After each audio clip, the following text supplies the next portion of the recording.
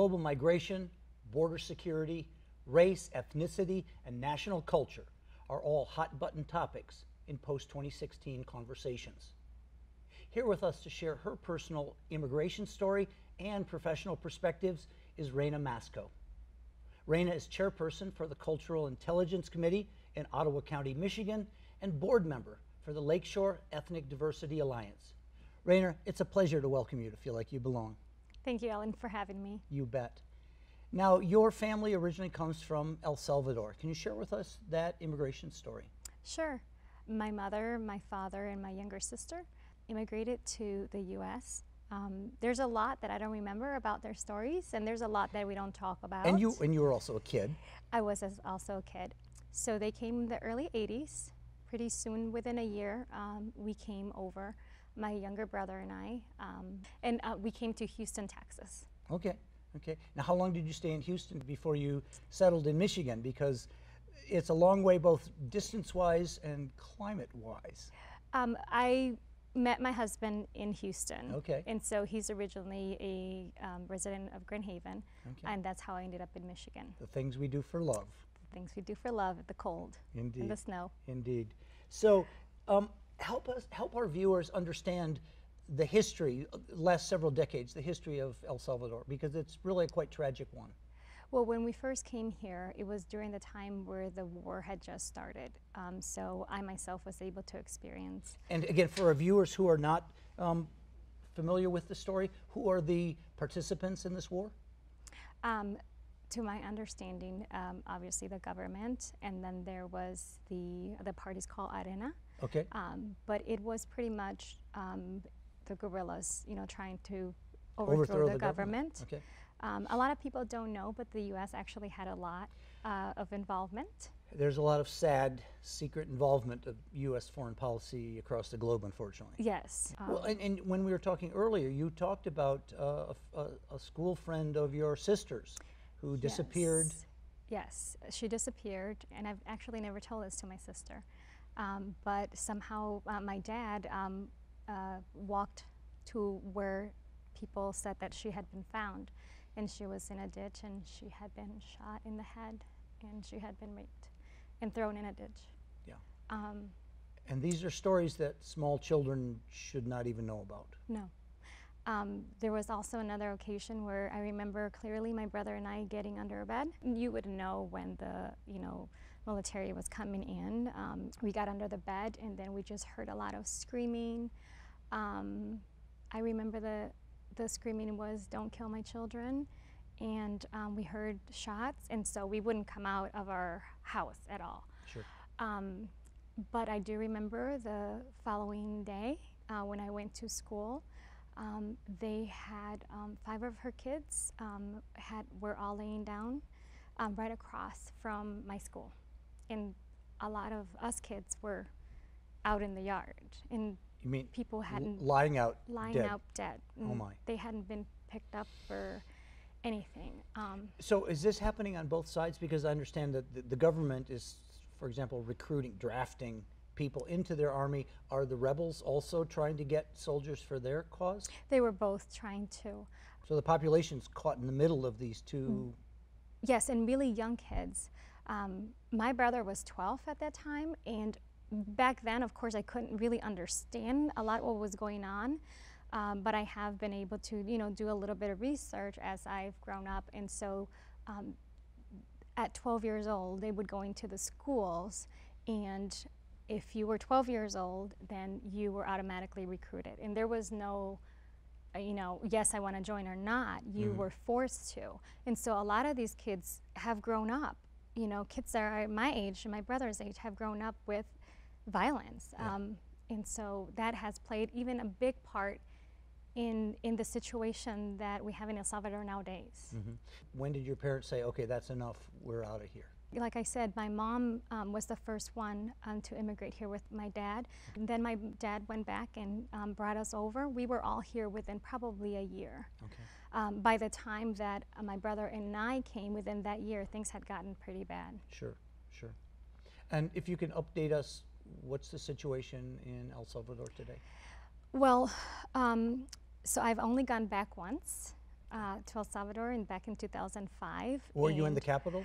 In San Salvador? Yes. My best friend Carla was getting married, Okay. so all her family was in El Salvador, and I was her maid of honor. And so I had to go back, and I'm telling you, I didn't want to go back.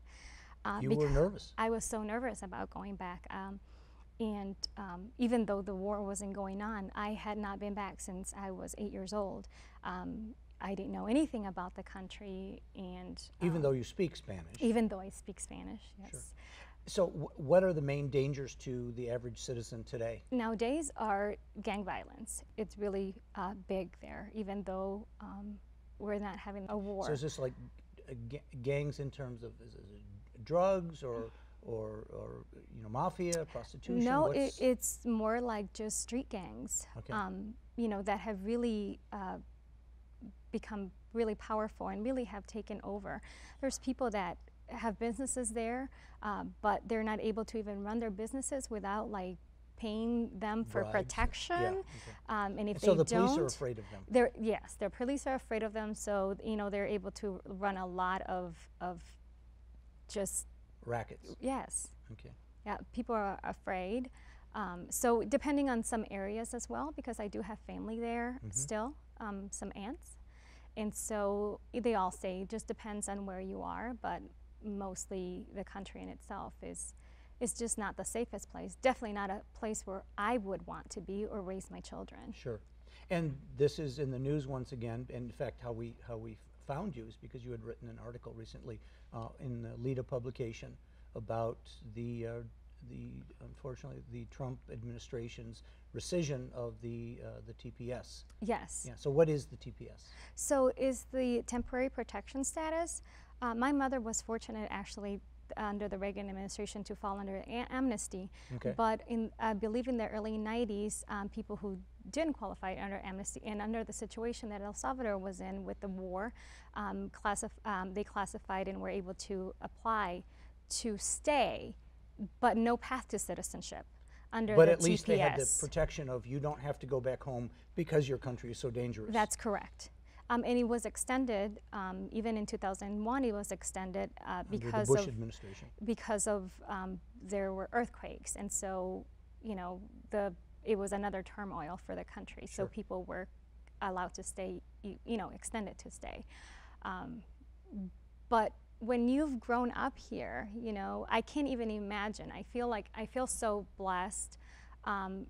To be a citizen, to somehow have, you know, been able to apply for citizenship, because if I hadn't been able to, I would be too old for DACA, right? Okay. And then I would also now, if I even had TPS, it would be done. So you would be sweating right now about your own personal safety. I would. I often wonder what my life would be like if I wasn't here, if my family hadn't been brave enough to bring me here.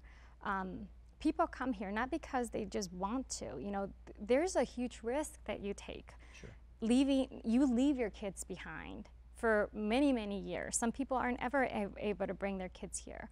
And if you do bring your kids here, you know, you grow roots in this country. Sure. You raise your kids here, and you know, many immigrants, you know, start their businesses. They contribute hugely to our economy. And to all of a sudden be told that you have to go back when this is your country. And they've become your neighbors, and they push you out of a snowbank in the winter. They volunteer at the same organizations yes, you do. they're human. Yeah. They're human. They're your neighbors. Yes. Yeah. Yeah.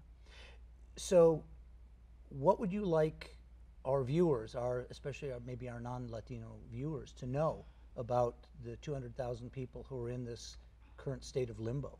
Again, I would say that, you know, uprooting people out of what they consider now their country, sending them back to a country they don't know, or maybe their kids don't even speak the language at this point, sending them back to start a life in a place full of, you know, poverty and violence.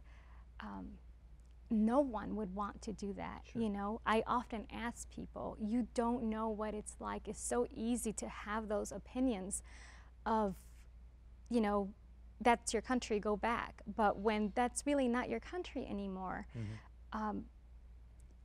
people need to put themselves in other people's shoes, and not just, you know, by thinking about it, but it really, it's heartbreaking to know. I do put myself under that situation because I feel I could be there. Absolutely. I could be there, and so many people that I know, friends, are still under that situation. Sure. So for me, it's personal. Sometimes for people, it's not. They don't know, you know, someone that is under that situation. So it's really easy to not see it. But when you personally know people that affects, it is something different. Yeah, and I think that putting yourself in other people's shoes, the word for that is empathy.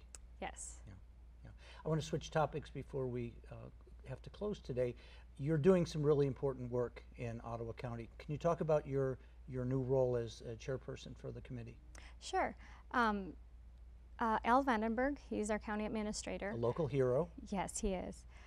He started 4 initiatives, and one of them was the Cultural Intelligence Committee. Each person in those, what he calls 4 Cs, chairs the committee, and I was fortunate to chair this one, which is something that is really dear to my heart. The reason why the Cultural Committee started was because Al was talking to the CEOs in Ottawa County, and they expressed the need for Ottawa County to be more welcoming to immigrants and people of color in general. Because historically, for our viewers who don't know, outside the region, a whole lot of white folks in West Michigan, especially immigrants of Dutch extraction, hardworking folks, but they have their own cultural blinders on. Yes. Yeah. So the problem that a lot of our employers are finding is that they can recruit global talent, but they can't keep it. People, you know, don't fit the cultural norm, and so they don't feel welcome, and they quickly leave. And that is really, you know, important for Ottawa County if we want to have a future.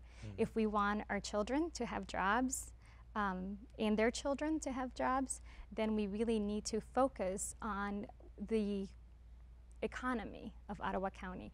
And that means our big employers who really do global business. Absolutely. To be able to recruit and maintain that talent in our own community. Sure. Yeah, we're not just competing with other nations. We're actually competing with other states for the same talent. So if we can't keep them here, they're moving. They're going to be moving. Elsewhere. Yeah, yeah. We have to wrap up in just a moment, but I want to just have you reflect for a bit on the theme of belonging. For you, what is the nature of belonging? For me, belonging is just to have a place where people can make you feel like you belong, for your community to embrace you as one of theirs and never question whether you belong there or not is so important. For you to meet someone and for them just to, you know, have a smile on their face, it makes you feel welcome. But when people look at you and they're wondering whether you belong in there or not, it makes you feel not so welcome. The little questions like, where are you from? Right. Where are you from? Yeah, you're not from here, but where are you really from? And so all of those little things make people, you know, feel like they belong somewhere. And so for me, it has been culturally. I can really navigate, really, biculturally. My husband is Caucasian, so I have been able to navigate within those 2 cultures, but there's a lot of people that don't. So I feel like where you belong comes into play so much on how we feel about our own community, how our community makes us feel about ourselves, how they embrace us. And I think if you're a member of any dominant group, for example, if you're white, you walk around and you don't even have those thoughts because you just have this assumption, wherever I go, I am welcome. So that's for folks who look like me, that's even a hard concept to grapple with. Yes. We're going to have to leave it there because the time's absolutely flown. But I want to thank you so much for coming by. Continued success with your work for Ottawa County, with your good work with the good folks at LIDA on the Lakeshore, because they're doing important work as well. So anyway, thank you so much. Thank you. You bet. Thank you for joining us. If you're watching on TV, stay tuned for our following segments on information and humor. If you're watching us on the internet, I hope you will check out our other conversations with the impressive immigrants who are working to make these United States a better place.